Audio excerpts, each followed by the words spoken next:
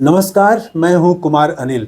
महात्मा गांधी की आत्मकथा सत्य के साथ मेरे प्रयोग, इसकी 35वीं कड़ी लेके मैं आपके सामने उपस्थित हूं।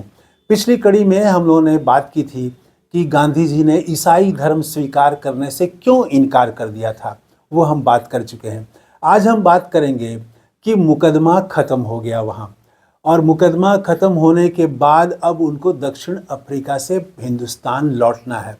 लेकिन ऐसा अचानक क्या हुआ कि गांधी जी को रुकना पड़ा वहां, और ऐसा रुकना पड़ा कि लंबे समय तक रुकने की नींव पड़ गई, दक्षिण अफ्रीका से जुड़ाव हो गया। तो ऐसी क्या बात हुई, ये हम बात करेंगे, और इसमें खास बात ये आएगी कि गांधी जी को समझना आसान होगा।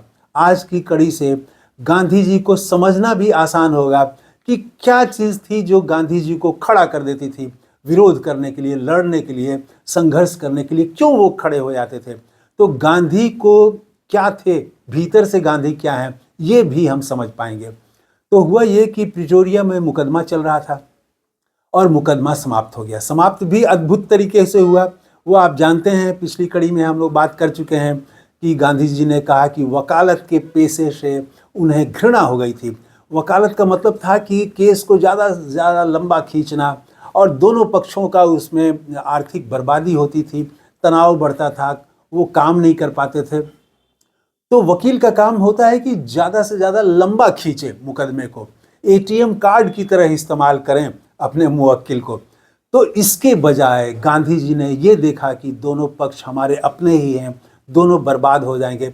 उन्होंने एक नई परिभाषा दी और मिला दिया, केस को ख़त्म करा दिया, समझौता करा दिया। उसके बाद कुछ कानूनी प्रक्रिया थी, वो कोर्ट से भी वो मामला समाप्त हो गया। इसके बाद गांधी जी के पास प्रिटोरिया में रुकने की कोई वजह नहीं थी, तो वो वहाँ से डरबन लौटे।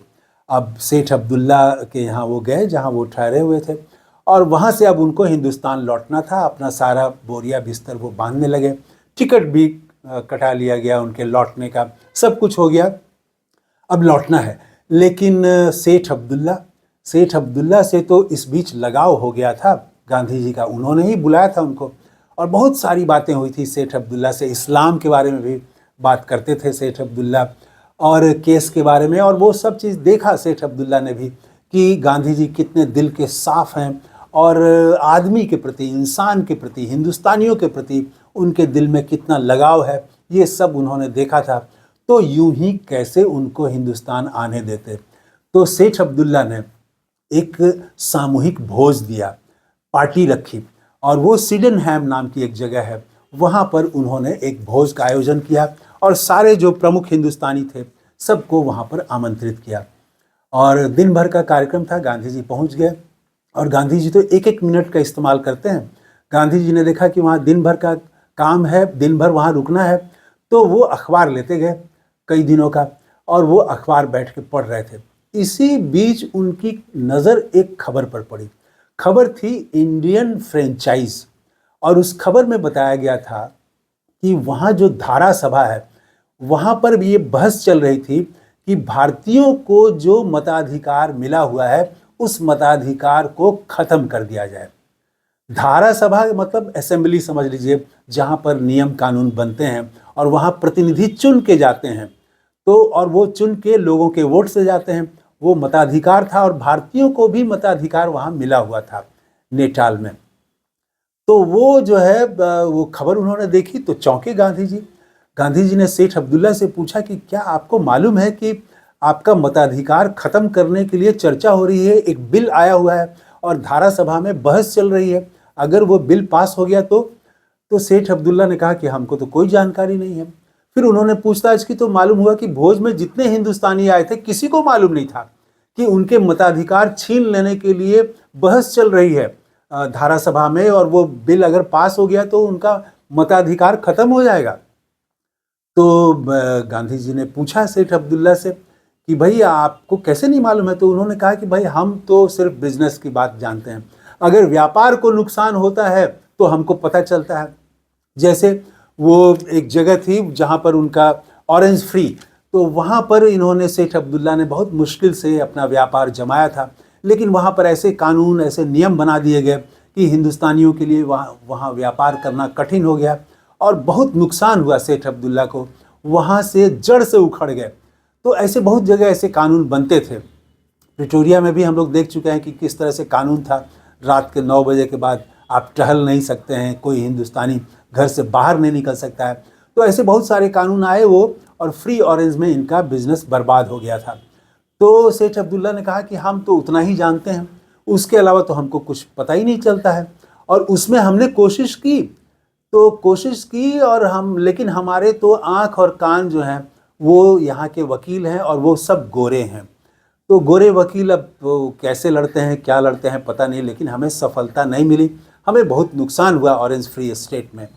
तो खैर उसके बाद गांधी जी ने पूछा कि भाई ये बहस चल रही है कई दिनों से और अखबार में छप रही है खबर, तो क्या अंग्रेजी जानने वाले तो यहाँ अनेक लोग हैं, तो फिर कोई आप लोगों को बताया क्यों नहीं?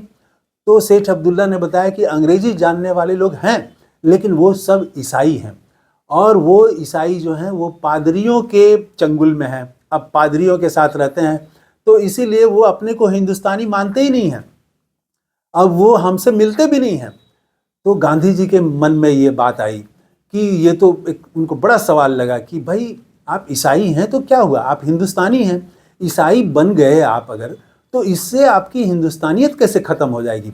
लेकिन गांधी जी ने ये सवाल मन में ही रख लिया, इसको प्रकट नहीं किया, क्योंकि उनको तो हिंदुस्तान लौटना था, तो हिंदुस्तान लौटने के लिए वो तैयार थे। तो आप सोचे कि अब इसमें कितना हम लंबा जाएं, क्या करें, तो वो कुछ बोले नहीं। और फिर उन्होंने सिर्फ इतना ही कहा गांधी जी ने कि अगर ये कानून पास हो गया तो आप लोगों के लिए बहुत मुश्किल होने वाली है। तो सेठ अब्दुल्ला ने कहा कि ठहरिए, मैं आपको इसका इतिहास बताता हूँ। फिर उन्होंने बताया कि वो फ्रेंचाइजी का मसला क्या है। एक वकील थे, तो वो वकील जो हैं वो इन लोगों के कांटेक्ट में थे, सेठ अब्दुल्ला के कांटेक्ट में थे, और वही वकील जो हैं उनका एक जगह से एक जेटी इंजीनियर से बहस चलती थी। वकील का नाम था एस्कम्ब। तो ये एस्कम्ब जो हैं ये इनका जेटी इंजीनियर से लड़ाई चलती थी इनकी, और वो ये चुनाव जीत नहीं पाते थे।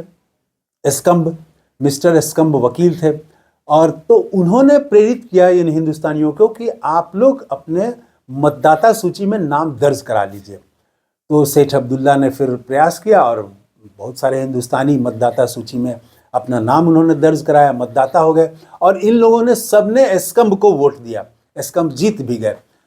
तो तब सेठ अब्दुल्ला चौंके, बोले कि अच्छा, मताधिकार का तो ये मतलब है, तो हम तो इसका महत्व ही नहीं समझ रहे थे। तो उसके बाद उन्होंने कहा कि अब क्या हो सकता है, अब आप ही हमें सुझाव दीजिए। तो अब गांधी जी क्या सुझाव दें, अभी ये गांधी जी तो सोच ही रहे थे, उनको तो लौटना है। लेकिन तब तक दूसरे जो हैं वहाँ पर भोज में जो शामिल थे हिंदुस्तानी, उन्होंने कहा कि ऐसा करिए कि सेठ अब्दुल्ला जी, आप गांधी जी को 1 महीना रोक लीजिए और किसी तरह से इस कानून को पास होने से रोकना है, इनकी मदद की बहुत ज़रूरत होगी, तो आप इनको रोकिए। तो सेठ अब्दुल्ला ने कहा कि मैं ही क्यों, जितना मेरा अधिकार है गांधी जी पर उतना ही आप सबका भी अधिकार है, आप लोग सब लोग हैं ही, बात कर लीजिए। और फिर जो है सवाल ये होगा कि भाई गांधी तो बैरिस्टर हैं, तो अगर ये रुकेंगे तो इनके फीस का क्या होगा, कौन फीस देगा इनका? तो गांधी जी को ये बात खटक गई और उनको दुख पहुंचा इससे। उन्होंने कहा कि देखिए, ये बात जो है ये अब सार्वजनिक हित की बात हो रही है, सभी हिंदुस्तानियों की भलाई के लिए बात हो रही है, सभी हिंदुस्तानियों के अधिकार की बात हो रही है। इस काम के लिए अगर मैं रुकूंगा तो कोई फीस नहीं लूँगा।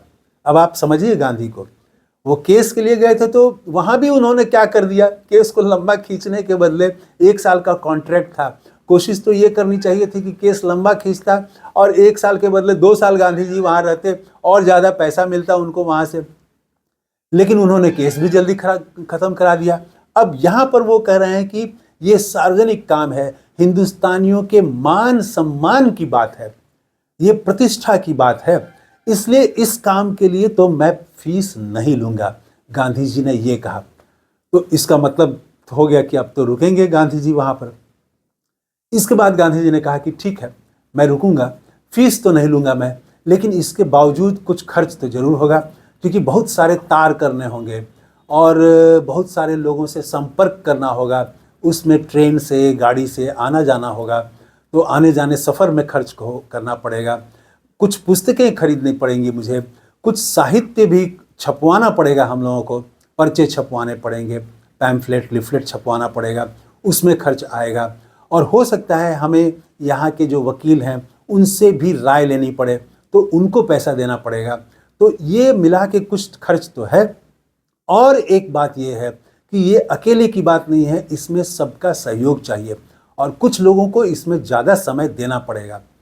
जब गांधी जी ने ये बात कही तो भोज में शामिल अनेक लोग एक साथ बोल उठे, हम तैयार हैं, हम तैयार हैं और पैसे की व्यवस्था हो जाएगी, आप चिंता मत करिए, आप रुकिए।